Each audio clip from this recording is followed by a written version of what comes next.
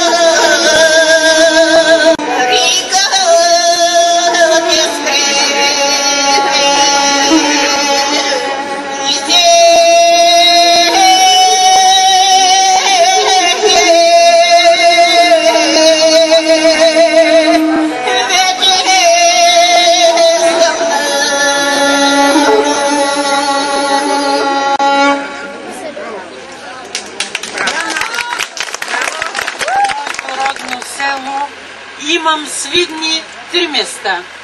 Тук е бащиния дом, свиден, скрит в тревата гроб. На край село в гората има място с кръв поена.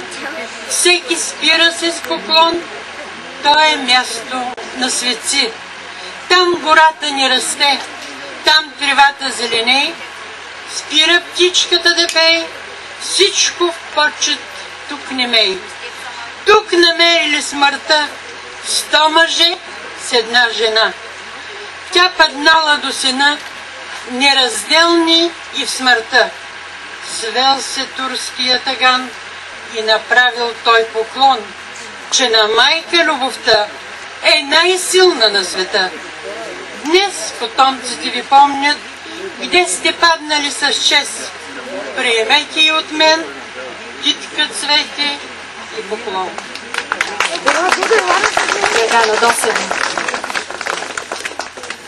Безсмъртен подвиг е стихотворението, което ще изпълни Станка Борисова. председател на читалище Пробуда, село Биково. Безсмъртен подвиг на Биково в родна славна бран, сред ранни есенни листа ти падна славри увенчан за нашата скъпа свобода. Смъртта ти в боя победи и срещу много врагове чудовни битки води ти към подвиг своите синове. Ти цял сияеш светлина пред твоята безсмъртна чест, на пост пред родната страна, готови ние гибе днес. Любов и дълг към роден край те водиха с врага на бой. Поклон пред гордата ви смърт, о славни биковски герои!